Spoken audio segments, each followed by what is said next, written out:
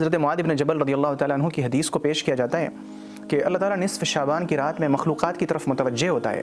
اور متوجہ اس طرح سے ہوتا ہے کہ سب کو معاف کر دیتا ہے سوائے اس کے جو شرک کرتا ہو اور اس کے جو کینہ رکھتا ہو۔ اسی طرح سے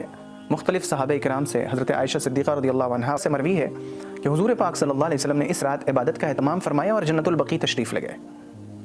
یہ ساری باتیں بہت ساری احادیث کو جب آپ ملائیں گے تو یہ تمام احادیث، اگرچہ ان میں سے بہت ساری ضعیف ہیں بلکہ اکثر ضعیف ہیں، لیکن تمام باتوں سے جو ایک بات سمجھ میں آتی ہے کہ اس رات کی کچھ نہ کچھ اہمیت ضرور ہے۔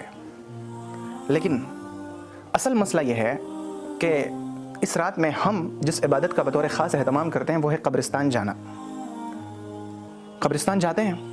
لیکن ہمارے یہاں جو اہتمام ہے یہ اہتمام بہت دوسرے طریقے کا ہے۔ وہ اہتمام حضور کی زندگی میں، وہ اہتمام صحابہ کی زندگی میں، وہ اہتمام خلفائے راشدین کی زندگی میں، عشرہ مبشرہ بالجنہ کی زندگی میں، اصحاب صلح حدیبیہ کی زندگی میں، ان کی زندگیوں میں وہ اہتمام ہمیں نظر نہیں آتا جس اہتمام کو ہم لوگوں نے شروع کیا ہے۔ ہم قبرستان کو سجاتے ہیں، چراغاں کرتے ہیں، صفائی ہوتی ہے اس کی، وہاں پر طرح طرح کے قمقمے روشن ہوتے ہیں۔ لگتا نہیں ہے کہ وہ قبرستان ہے، اس کی بوسیدگی دیکھ کر کے کسی کو موت کی یاد آ جائے، قبر یاد آ جائے، ایسا نہیں لگتا۔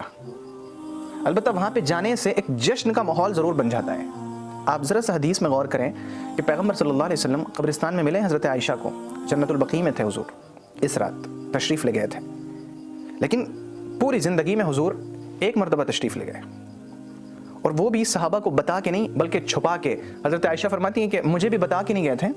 وہ تو حضرت عائشہ نے تلاش کیا اور حضور انہیں جنت البقیع میں مل گئے۔ تو اگر ہم قبرستان جاتے ہیں اور کبھی کبھار جاتے ہیں، اس سال گئے، اب 2 سال کے بعد پھر چلے گئے، پھر گئے تھے تو پھر 2-3 سال کے بعد پھر چلے جائیں گے، اگر ایسا معمول ہے تو بہت اچھی بات ہے، کیونکہ حضور بار بار تشریف نہیں لے کے گئے اس رات۔ ایسا یہ نہیں ہے کہ آپ قبرستان اب سال بھر کے بعد ہی جائیں گے، 3 سال کے بعد ہی جائیں گے، نہیں، قبرستان جائیں، لیکن اس رات میں جانے کی بات ہو رہی ہے کہ اگر اس رات ہی جانا ہو تو ہر سال نہیں،